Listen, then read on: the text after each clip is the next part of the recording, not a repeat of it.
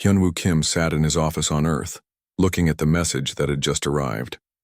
The blue hologram showed the same symbol he had seen too many times before, the golden circle of the Galactic Council. He read the words slowly, even though he already knew what they would say. The human species is summoned to appear before the Galactic Council to answer charges of treaty violations. You have 7 days to arrive at Nexus Prime Station. Hyunwoo put his head in his hands. This was the third time in 20 years. The same accusations, the same angry voices, the same condescending looks from alien species who thought humans were too young and too dangerous to be trusted. He pressed a button on his desk. "So Young Dong-ho, can you come to my office? We need to talk." Dr. So Young Park arrived first. She was a small woman with tired eyes who had spent the last 15 years trying to explain human science to aliens who did not want to listen. Captain Dong-ho Lee came in right behind her, still wearing his military uniform from the morning briefing. "Let me guess," So Young said, sitting down in the chair across from Hyunwoo's desk. "The council wants to see us again." "Treaty violations," Hyunwoo said, showing them the message. "They say we are expanding too fast and making technology that breaks the rules." Dong-ho laughed, but there was no humor in it. "What rules? The ones they made up last year or the ones from the year before that?" So Young read the message carefully. "They mention our new FTL drives and the colonies in the Outer Rim.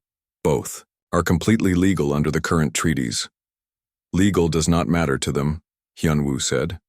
"We all know this. They call us in, we show them our papers, we explain everything, and they tell us to slow down anyway." The three humans sat quietly for a moment. They had been through this process before. It always went the same way. The council would gather in their huge chamber, with representatives from hundreds of alien species. They would read charges against humanity. Hyunwoo would politely explain that humans had done nothing wrong. The aliens would whisper among themselves in languages humans were not taught.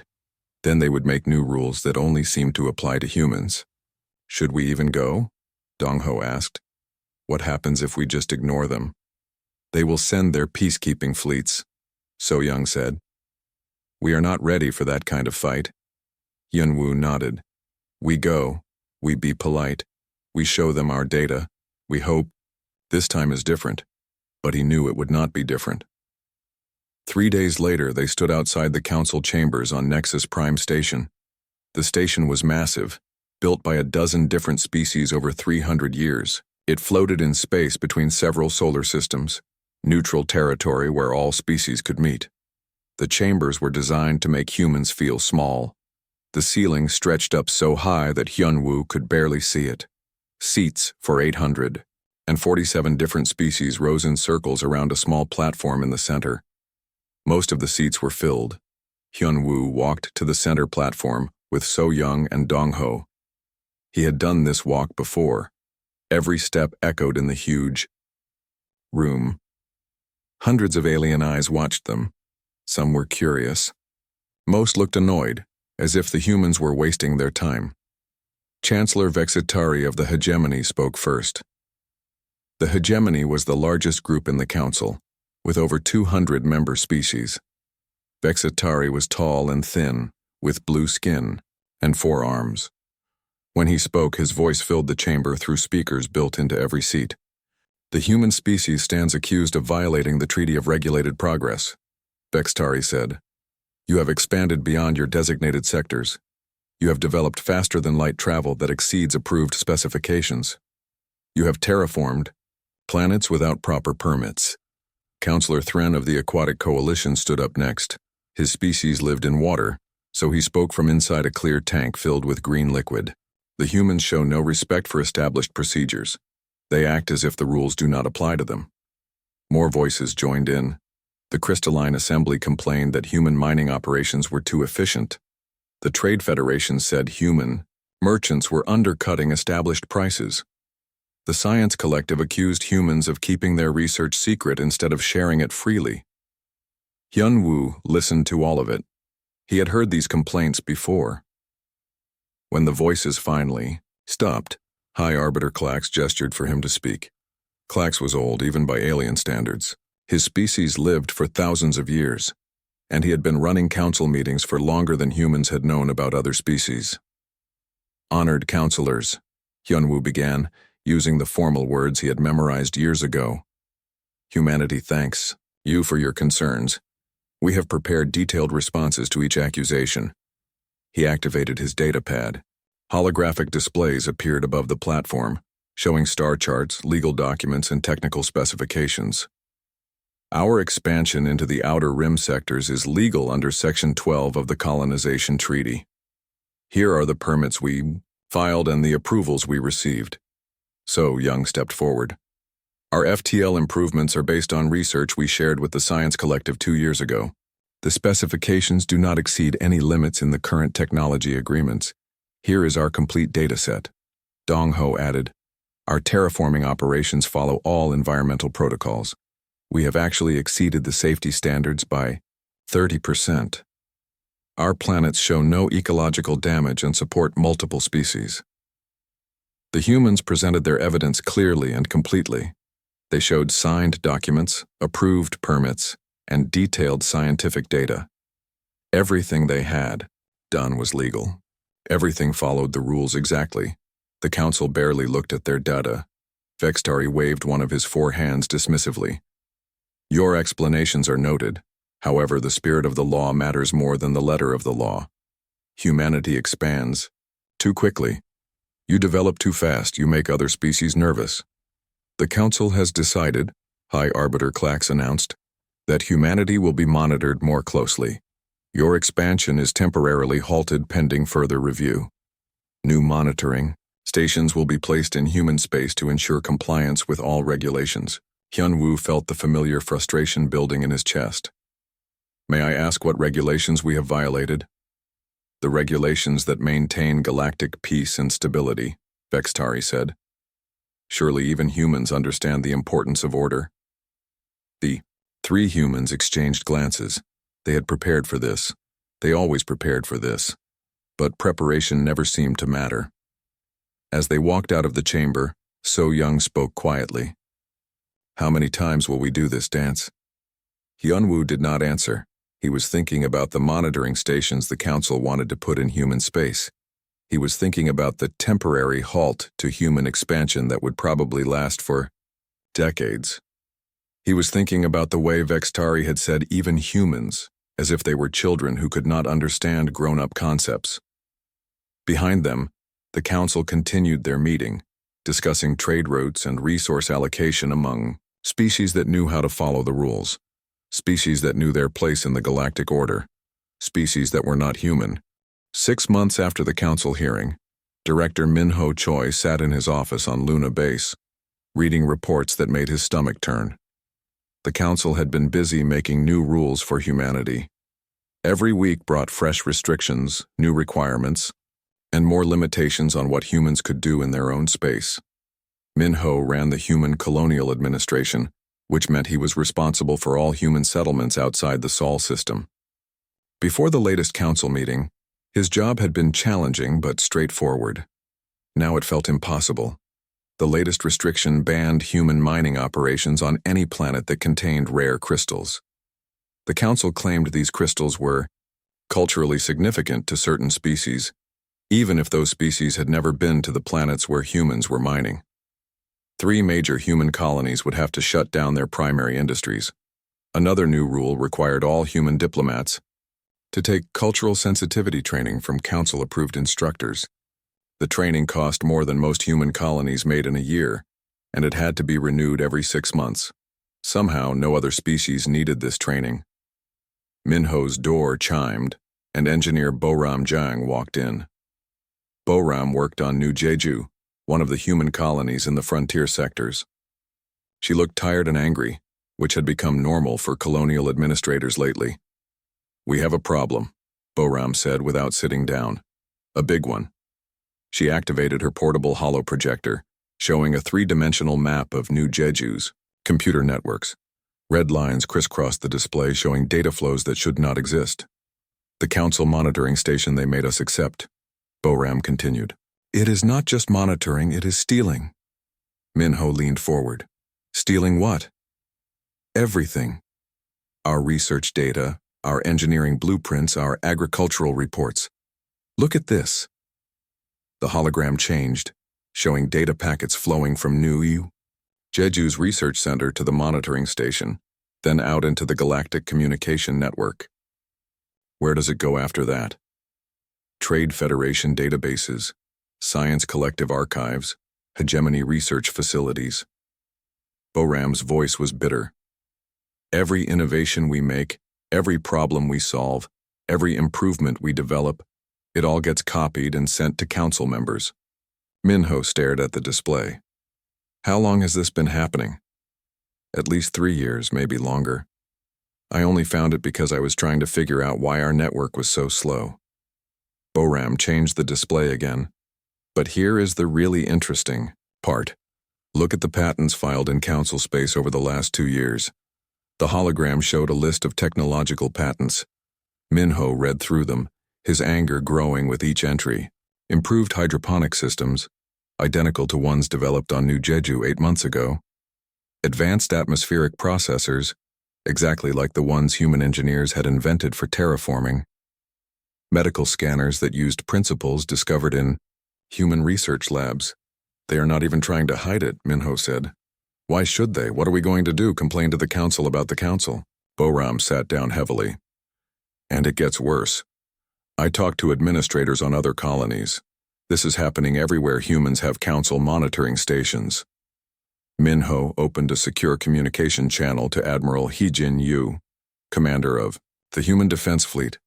Heejin's face appeared on his desk display, showing her standing on the bridge of her flagship. Admiral, we need to talk about those council peacekeeping fleets in our territory. Heejin nodded grimly. I was about to call you about the same thing. We have been tracking their movements for the last few months. They are not here to keep peace. The display changed to show a tactical map of human space. Blue dots represented human worlds and stations. Red triangles showed the positions of council fleets. Look at the pattern, Heejin said. They have positioned their ships to control our major trade routes. Any human merchant ship that wants to leave our territory has to pass through council checkpoints. Are they stopping our ships? Not stopping, but delaying. Inspections that take hours instead of minutes. Random searches for contraband that never exists. Requests for additional documentation that was not required last week. Hyojin pointed to specific locations on the map. Meanwhile, ships from council species passed through the same checkpoints without any delays. Minho studied the map. They are choking off our trade, slowly and carefully so they can claim it is just normal security procedures. But yes, a new communication request came through. Ambassador Subin Oh appeared on the display, joining their conversation from her office at the Human Embassy on Nexus Prime Station. I have been gathering evidence, Subin said without preamble. Every human technological advancement in the past 5 years has appeared in council databases within weeks of development. Then, mysteriously, council species begin developing identical technologies months later. She shared her data with Minho and Heejin. The evidence was overwhelming. Human medical breakthroughs became independent discoveries by hegemony scientists. Human engineering solutions appeared in Trade Federation patents. Human agricultural techniques were credited to Aquatic Coalition researchers. They are systematic. About it, Subin continued, they steal our innovations, give us nothing in return, then restrict our ability to benefit from our own discoveries. Minho looked at the 3 women on his displays. All of them were competent, experienced administrators who had spent years trying to make the council system work for humanity.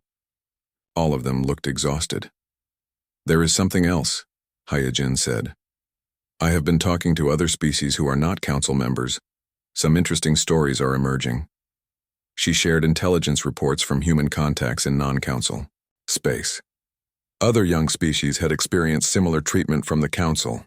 Systematic theft of technology, trade restrictions, and condescending oversight that kept them dependent on council goodwill.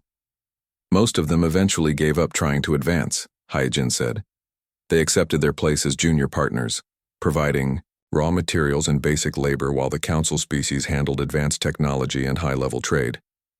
Is that what they want from us? Boram asked. It is what they expect from us, Subin corrected. The difference is we have not accepted it yet. Minho opened a priority channel to Earth. President Jinnah Han appeared on his display within minutes. She was in her private office, working late as usual. Madam President, we have a situation that requires your immediate attention. For the next hour, Minho, Boram, Heejin, and Subin presented their evidence to President Han. The systematic technology theft, the trade route blockades, the discriminatory regulations, the pattern of behavior designed to keep humanity subordinate to council interests. President Han listened without interrupting. She was a former military officer who had become a skilled politician, but she had never lost her ability to assess threats clearly. How long have we been tolerating this? She finally asked. Years, Subin admitted. We kept hoping that if we followed their rules and proved we were responsible, they would eventually treat us as equals. But they are not treating us as equals. They are treating us as a resource to be managed. President Han was quiet for a moment, thinking. What would happen if we simply stopped participating in their system? The question hung in the air. None of them had seriously considered that option before. We would lose access to council trade networks, Minho said slowly. We would be cut off from their scientific databases, Boram added. They might send fleets to force us back into compliance, Heejin warned. President Han nodded. Those are the risks. What are the benefits? Subin spoke first. They would stop stealing our technology. We could expand at our own pace, Minho said. We could trade with non-council species without restrictions, Heejin added. We would not have to waste time and resources dealing with their arbitrary rules, Boram concluded. President Han stood up in her office, walking to the window that showed Earth's surface far below. How many human colonies are currently self-sufficient?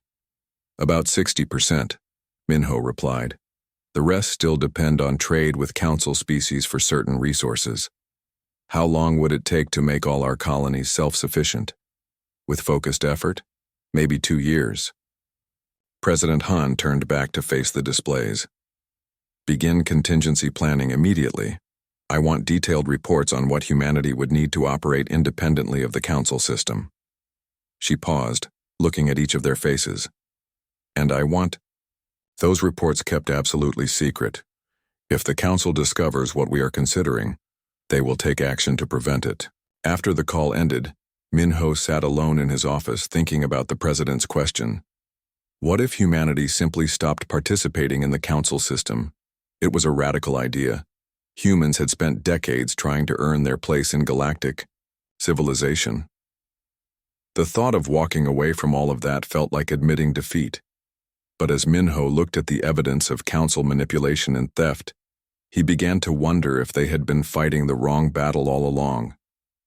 Maybe the question was not how to succeed within the council system. Maybe the question was whether the council system was worth succeeding in at all. 1 year after President Jinnah Han asked her dangerous question, Chief Engineer Wu Jin Nam stood in a hidden facility deep beneath the surface of Mars. The facility did not exist on any official records. The 300 scientists and engineers working there had all volunteered for a project they could not discuss with anyone outside these walls. They called it Project Exodus. Wu Jin walked through laboratories filled with technology that would have amazed the Galactic Council, if the Council had been allowed to see it. Quantum fold communication systems that could send messages instantly across any distance without using the Council's monitored networks. Self-replicating construction systems that could build entire cities using only raw materials found on any planet. Most importantly, faster-than-light drives that worked on completely different principles than anything the Council understood. Status report, Wu Jin said to Dr. Heywan Ko, the project's lead physicist. The quantum fold communicators are ready. For deployment, Heywan replied, gesturing to a wall covered with devices that looked like simple metal cubes. Each one can maintain contact with every human colony simultaneously, with no possibility of council interception. The new FTL drives? Tested and functional. They use quantum tunneling instead of space folding, so council sensors cannot track them. A ship using our new drives will simply disappear from one location and appear in another, with no energy signature that current technology can detect.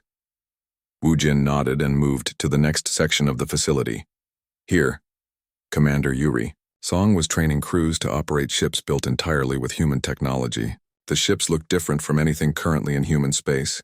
Sleeker, more organic in design, with hulls made from materials that did not exist in Council databases. How are the crews adapting? Wu Jin asked. Better than expected, Yuri replied. The new ships are actually easier to operate than our current fleet. Everything is designed for human physiology and psychology. No compromises to accommodate alien requirements. Yuri led him to the main hangar, where 12 ships sat ready for launch.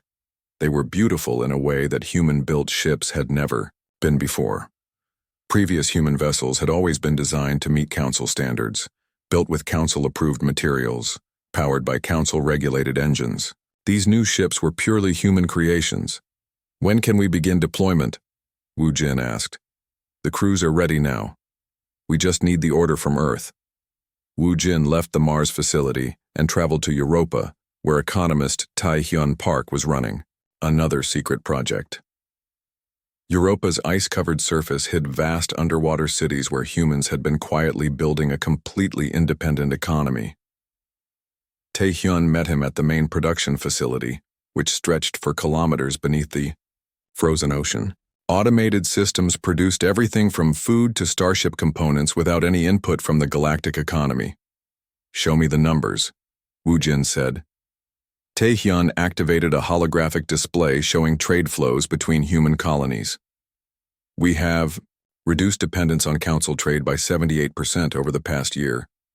The remaining 22% covers luxury items and rare elements that we can live without if necessary. What about the colonies that were struggling? Trade coordinator Injung Kim has been working with them directly. New Jeju now produces its own rare crystals using synthetic methods. The agricultural colonies have developed closed-loop systems that need no outside input. Even our most remote settlements can survive indefinitely without Council trade. Wu Jin studied the data. You are saying we could cut all ties with the Council tomorrow and survive? Not just survive. Thrive. Our productivity has actually increased since we stopped trying to meet Council efficiency standards. Taehyun changed the display to show production statistics. It turns out that building things the human way, for human needs, works better than building things the Council way. The next stop was a research station hidden in the asteroid belt, where Dr. Changmin Seo led a team of sociologists and historians. Their job was different from the engineers and economists. They were documenting everything. We have compiled a complete record, Changmin told Wu Jin as they walked through archives filled with data storage devices. Every Council meeting where humans were treated as inferiors. Every time our technology was stolen. Every arbitrary rule designed to limit human development. Every condescending comment from alien officials. Changmin showed him selected recordings. Council members laughing at human requests for equal treatment. Officials dismissing human achievements as lucky accidents. Diplomats referring to humans as useful pets when they thought no humans were listening. This is our evidence, Changmin said. When historians ask why humanity left the Council, this is our answer. Wu Jin returned to Earth feeling both excited and nervous. The secret projects were succeeding beyond all expectations. Humanity was ready to become independent, but independence would mean abandoning decades of effort to join galactic civilization. He met with President Gina Han in her secure office beneath the capital city. The president looked older than she had a year ago, worn down by the constant pressure of managing human relations with an increasingly hostile Council. The projects are complete, Wu Jin reported. We have the technology, the resources, and the infrastructure to operate independently. All human colonies can be self-sufficient within 60 days of receiving new equipment. President Jin-ah was quiet for a long time. And militarily? If the Council decides to force us back into their system, our new ships are faster and more advanced than anything in their fleets. They cannot track us, cannot catch us, and cannot predict our movements. If they want a fight, we can give them one. But but a fight would damage everything we have built. The better option is to make ourselves so completely independent that fighting becomes pointless. The president walked to her window, looking out at the city lights of Earth's capital. Ambassador Hyunwoo received another summons from the council yesterday. They want us to share our new medical research for the good of all species while simultaneously banning us from mining in sectors where we have legal claims. She turned back to face Woo Jin. They are not even pretending to treat us fairly anymore. What are your orders, Madam President? President Jinnah was quiet for another long moment. Then she made the decision that would change the course of human history. Begin deployment of Project Exodus immediately, but quietly. No announcements, no fanfare. I want every human colony equipped with independence technology before the council realizes what we are doing. Woo Jin felt a thrill of excitement mixed with fear. And after that we make our choice. Do we continue to accept being treated as second-class citizens in someone else's civilization? Or do we find our own path among the stars? Over the following weeks, ships launched quietly from hidden facilities throughout human space. They carried quantum fold communicators, self-sufficiency packages, and most importantly, a simple message: prepare for independence. The message went out in code through normal human communication channels. Colony administrators, fleet commanders, and research directors all received their instructions. Begin transitioning to local production. Reduce dependence on council trade. Prepare for the possibility that humanity might soon be on its own. On New Jeju, Bo-ram Jang supervised the installation of new manufacturing systems that could produce anything the colony needed. On frontier worlds, human settlers began mining. Operations using techniques that did not require council-approved equipment. In space stations throughout human territory, engineers quietly replaced council standard systems with purely human alternatives. None of this appeared threatening to council monitoring stations. Humans had always been innovative and self-reliant. The council was used to seeing human colonies develop new technologies and become more efficient. They saw it as proof that their oversight was working. Humans were learning to be productive members of galactic civilization. They did not realize that humans were learning to live without galactic civilization entirely. Ambassador Hyunwoo stood, once again outside the council chambers, preparing to face the fourth round of accusations in 3 years. But this time was different.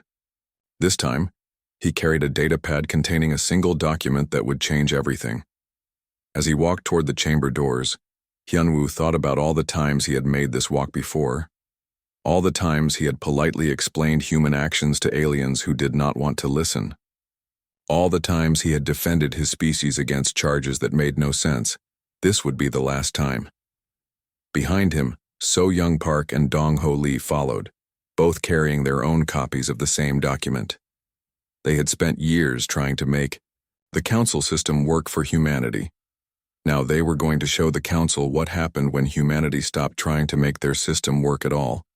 Communications Director Seung Ho Baek sat in the secure command center beneath Seoul, his finger hovering over a button that would send the most important message in human history. Around him, technicians monitored quantum fold communication, arrays that could reach every human settlement in known space instantly. President Jinnah Han stood beside him, her face calm but her hands shaking slightly. Are all colonies ready? Yes, Madam President.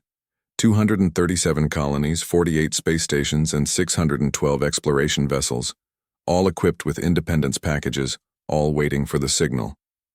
President. Jinnah nodded. Send the message. Seung Ho pressed the button. Across human space, identical messages appeared on secure channels in every human facility. Come home. No explanation was needed. Every human administrator, captain, and settler understood what those two words meant. Project Exodus was beginning. On Daegu, New Jeju, Colony Administrator Bo-ram Jang received the message while reviewing production reports. She stood up, walked to the public communication system, and made an announcement that would be repeated on human worlds throughout the galaxy. Attention all citizens. By order of Earth Command, all human personnel currently working off-world are requested to return to human space immediately. This is not an emergency, but compliance is mandatory within 72 hours. Similar announcements echoed across hundreds of worlds. On Council space stations, human technicians quietly finished their shifts and did not return the next day. On alien planets, human researchers packed their equipment and submitted formal resignations. On trade routes throughout the galaxy, human merchant ships docked at the nearest human facility and waited for new orders. The movement was so coordinated and so complete that it took the Council 3 days to realize what was happening. Chancellor Vex Tari was the first to notice. His personal staff included 12 humans who had worked for the hegemony for over a decade. When none of them showed up for work on the same day, he began making inquiries. "Where are my human assistants?" he demanded of his alien staff. They submitted resignations, Your Excellency, all of them, at exactly the same time. Vexitari's 4 arms gestured angrily. Resignations? Why? What did we do wrong? But his staff had no answers. The human resignations were polite and professional, thanking the hegemony for years of employment and requesting that their final paychecks be sent to accounts in human space. Across Council territory, the same thing was happening. Human diplomats, traders, researchers, and workers were simply disappearing. Not fleeing in panic, not making demands or complaints, just quietly leaving and going home. High Arbiter Clax called an emergency council session. The great chamber, that had witnessed centuries of galactic politics, buzzed with confused voices in dozens of languages. Representatives from 847 species tried to understand what was happening. "The humans have recalled all their citizens," Clax announced, his ancient voice echoing through the chamber. "Every human outside their territory has received orders to return home immediately." Councillor Thren of the Aquatic Coalition spoke from his water-filled chamber. "This must be preparation for some kind of aggressive action. Why else would they concentrate their population?" "Perhaps they are planning to break more treaties," suggested Representative Mortek of the Trade Federation. "They may be gathering their people to avoid retaliation." Chancellor Vexitari stood, his blue skin darker than usual with anger. "Summon their representatives immediately. We demand an explanation for this suspicious behavior." But when the Council tried to contact Ambassador Hyunwoo, they received an automated response. "The human diplomatic mission will address the Council at the next scheduled session in 3 days." Those 3 days felt like months to the Council leadership. Reports poured in from across the galaxy. Human mining operations had shut down, leaving alien planets without their most efficient extraction teams. Human research facilities had gone dark, taking decades of scientific collaboration with them. Human merchant ships had vanished from major trade routes, disrupting commerce networks that had operated smoothly for years. Most disturbing of all, every piece of human-built technology in Council space had suddenly stopped working. Medical scanners in hegemony hospitals displayed error messages. Agricultural systems on Trade Federation worlds failed to start. Communication arrays on dozens of Council stations went offline simultaneously. How is this possible? Vexitari demanded of his technical advisors. Those systems were built by our own engineers using our own materials. The core processors were human-designed, Your Excellency. It appears they included remote shutdown capabilities that we never detected. When the scheduled Council session finally arrived, the Great Chamber was fuller than it had been in decades. Representatives who normally skipped routine meetings had traveled across the galaxy to witness whatever the humans were planning to. Captain Min-Seo Lim walked into the chamber with only 2 companions, Science Attaché Jun Ho-yoon and Legal Advisor Yoo-jin Lee. They looked relaxed and confident, completely unlike the nervous human delegations that had appeared before the Council so many times before. High Arbiter Clax spoke first, his voice sharp with irritation. "The humans will explain their recent actions immediately. The Council demands to know why you have withdrawn your citizens from lawful activities throughout the galaxy." Captain Lim stepped forward, carrying a single sheet of paper, an archaic material that most species had stopped using centuries ago. "Honored arbiters, Humanity thanks the Galactic Council for the education we have received during our membership.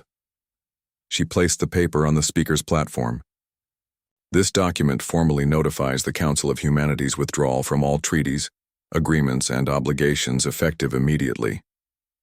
The chamber erupted in shocked voices. Representatives stood up, shouting questions and demands in dozens of languages. Clax pounded his ceremonial hammer trying to restore order. Chancellor Vexitari's voice cut through the noise. You cannot simply leave. The galaxy does not work that way. You depend on us for technology, for trade, for protection from hostile species. Captain Lim waited for the chamber to quiet down before responding. We thank the Council for their concern about human welfare. However, we have determined that we no longer require Council services. This is ridiculous. Councillor Thren splashed angrily in his water chamber. You are a young species. You need guidance. You need supervision. Perhaps, Captain Lim agreed politely. But we have decided to seek that guidance elsewhere. Science Attaché Junho stepped forward, carrying a small device that he placed on the platform. Before we go, humanity offers this parting gift to the Council. He activated the device. Throughout Council space, every piece of technology that used human innovation suddenly began working again. But now it displayed a simple message in the local language. This system incorporates technologies developed by the human species. For technical support, please contact the Human Commonwealth. The message appeared on medical equipment in hegemony hospitals, on communication systems in Trade Federation offices, on agricultural processors on 100 different worlds. Everywhere the Council looked, they were reminded of how much they had depended on human innovation. We are not trying to cause problems, Captain Lim continued. All human-designed systems will continue to function normally. We simply want the Council to remember who built them. High Arbiter Clax leaned forward in his chair, his ancient eyes fixed on the human captain. Where will you go? What will you do without the Council's protection and support? Captain Lim smiled for the first time since entering the chamber. The universe's vast, honored arbiter. We will find our place in it. Legal advisor Yu Jin stepped forward. All human financial obligations to Council institutions have been paid in full. All legal disputes involving humans have been resolved in favor of the other parties. All outstanding debts have been cleared. Humanity leaves the Council with no unfinished business. She paused, looking around the great chamber at hundreds of alien faces. We harbor no ill will toward any species or institution. We simply choose to pursue our destiny independently. Chancellor Vextari stood up, his forearms spread wide in a gesture of disbelief. You will be back. You cannot survive without the Council. You need our trade networks, our protection, our guidance. Captain Lim picked up the withdrawal document and walked toward the chamber's exit. At the doorway, she stopped and turned back to face the assembled representatives. Perhaps you are right, Chancellor. Perhaps humanity cannot survive without the Council. Her smile grew wider. But we have decided to find out. The three humans walked out of the chamber, leaving behind centuries of galactic tradition and diplomatic protocol. The great doors closed behind them with a sound that echoed through the chamber like the end of an era. In the silence that followed, High Arbiter Clax spoke into his communicator. Security, seal the station. Do not allow the human ship to depart until we have had time to discuss this situation. But when security forces reached the docking bay where the human ship had been berthed, they found only empty space. The ship was gone, with no record of its departure and no trace of its destination. Throughout human space, similar disappearances were happening. Human ships were vanishing from sensors. 5 years after humanity walked away from the Galactic Council, Emergency Coordinator Maltik stood in what used to be the galaxy's most important meeting room, the great chamber that had once held representatives from 847 species now barely filled half its seats. Many chairs sat empty, covered with dust sheets that had not been removed in months. Maltik was a hegemony official who had been given the job nobody wanted, trying to hold together a council that was falling apart.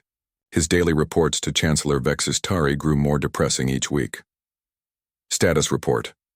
Vexistari demanded, his forearms crossed impatiently. The Chancellor had aged visibly since the humans left, his blue skin now pale and his movements slow. 17. More species have withdrawn from the Council this month, Malthik reported, reading from a data pad that flickered with damaged circuits. The Crystalline Assembly, the Methane Breathers Union, and 15 individual species from the Outer Rim. Why are they leaving? Malthik hesitated.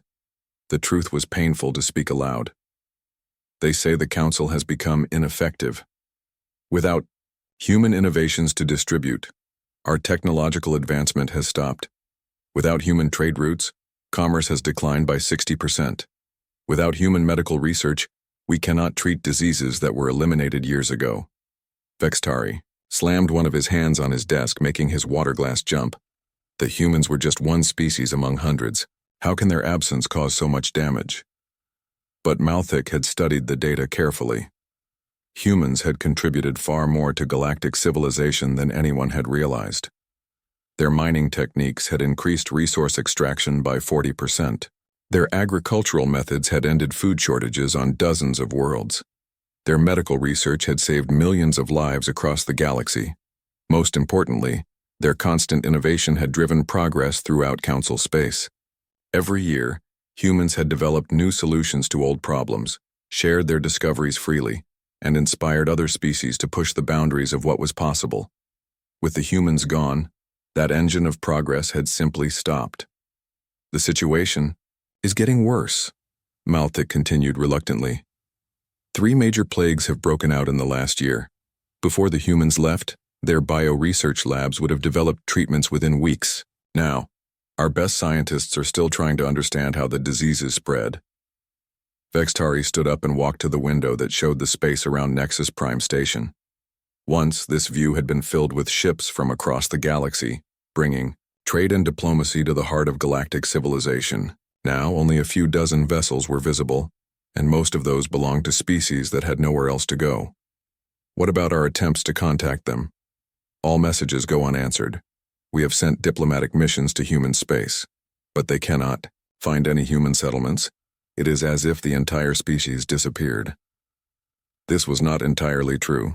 Malthik had received reports from the edge of Council space about strange encounters with human vessels, ships that appeared without warning, offered aid to planets suffering from disease or natural disasters, then vanished again before anyone could establish formal contact. The humans were still out there, but they were not interested in talking to the Council. Meanwhile, in a region of space that did not appear on any Council star chart, Ambassador Giwan Choi was preparing for the most important diplomatic meeting in human history. Her ship, the New Soul, hung in space near a massive structure that dwarfed even the largest Council stations. This was Harmony Hub, a meeting place built by the Andromedan Collective to facilitate first contact between different galactic civilizations. Representatives from 12 different galaxies had gathered here to meet the humans who had recently appeared in intergalactic space. Ji-Wan had been chosen for this role because of her experience with alien cultures, but nothing had prepared her for the diversity of species she was about to meet. The Andromedans were energy beings who communicated through light patterns. The Magellanic Union included both silicon-based life forms and gas creatures who lived in the vacuum of space. The representatives from Galaxy M87 were collective intelligences made up of millions of small organisms working together. But all of them had one thing in common. They treated humanity as equals. "Welcome, humans of the Milky Way," spoke Ambassador Zarthon of the Andromedan Collective, his words appearing as colored lights that the translation systems converted to sound. "We have heard much about your species from the travelers who visit our realm." Giwan smiled, feeling a warmth she had never experienced in council chambers. "We are honored to meet with representatives of such advanced civilizations." Advanced? The Magellanic representative, a creature that looked like living crystal, sang in harmonious tones. "We have much to learn from each other. Your innovations in quantum-fold communication are remarkable. We would be pleased to share our knowledge in exchange." Over the following days, Giwan participated in discussions that would have amazed the Galactic Council. These intergalactic civilizations had technologies that made Council science look primitive, but they were eager to learn from human creativity and adaptability. The Andromedans offered to share their mastery of energy manipulation in exchange for human expertise in biological sciences. The Magellanic Union wanted to trade their advanced mathematics for human engineering techniques. The representatives from M87 were fascinated by human art and literature, offering access to their vast cultural archives. "Your species has a unique perspective," explained Keltar of the Spiral Alliance, a being that existed in multiple dimensions simultaneously. "Most civilizations follow predictable patterns of development. Humans seem to find new solutions to old problems, approaches that we never considered." Giwan thought about the years humanity had spent trying to prove themselves worthy of Council membership. Here, in the company of truly ancient civilizations, human uniqueness was celebrated rather than feared. Back in Council space, the situation continued to deteriorate. Captain Hanul Kim commanded the medical ship Compassion as it approached a Trade Federation world that had sent desperate pleas for help. A plague was killing thousands of people each day, and Federation scientists could not develop a treatment. Hanul had volunteered for this mission despite knowing it would reveal humanity's continued existence to Council observers. Some problems were more important than maintaining secrecy. The Compassion dropped out of hyperspace in orbit around the diseased world, immediately broadcasting on all frequencies. "This is the human vessel Compassion. We have medical supplies and personnel ready to assist with your current health crisis." The response came within minutes, a transmission from the planet's desperate governor. "Human ship, please help us. Our people are dying, and we have no cure." Hanul's medical teams worked around the clock for 3 days, treating the sick and training local doctors in new techniques. The plague that had seemed unstoppable was eliminated within a week, using methods human researchers had developed 2 years earlier. As the Compassion prepared to leave, the planetary governor made a personal plea. "Please stay. We need your help. The Federation cannot protect us anymore." But Hanul's orders were clear. "We are sorry, but we cannot remain. However, we have left complete medical databases and treatment protocols with your doctors. You should be able to handle similar problems in the future." The Compassion vanished into hyperspace, leaving behind a planet full of grateful survivors and Federation officials who finally understood what they had lost when humanity left the Council. Reports of similar incidents reached Malthik regularly. Humans appearing to help with natural disasters, sharing new technologies with struggling colonies, then disappearing before official contact could be established. They were still the same innovative, helpful species they had always been. They just were not helping the Council anymore. 6 months later, Malthik received the message he had been dreading. Chancellor Vexitari had finally accepted reality and was ready to make the ultimate admission of failure. "Send a formal communication to human space," Vexitari ordered, his voice barely above a whisper. Tell them we were wrong. Ask them to return. Offer them anything they want." Malthik composed the message carefully, trying to find words that would express the Council's regret without completely destroying their remaining dignity. "To the human Commonwealth.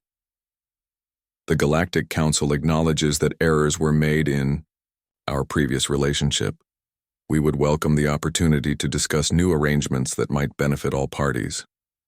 The message was sent through every communication channel the Council could access. It was broadcast on emergency frequencies, transmitted to every known human colony site, and repeated continuously for weeks. The response finally came, not from Earth or any human colony, but from a small probe that appeared in Council space just long enough to deliver a single data packet. The message was simple and polite. "The human Commonwealth thanks the Galactic Council for their interest. However, we have found new opportunities that better suit our needs. We wish the Council success in their future endeavors." Attached to the message was a star chart showing the current extent of human space. It had grown to include 3 neighboring galaxies and contact with a dozen intergalactic civilizations.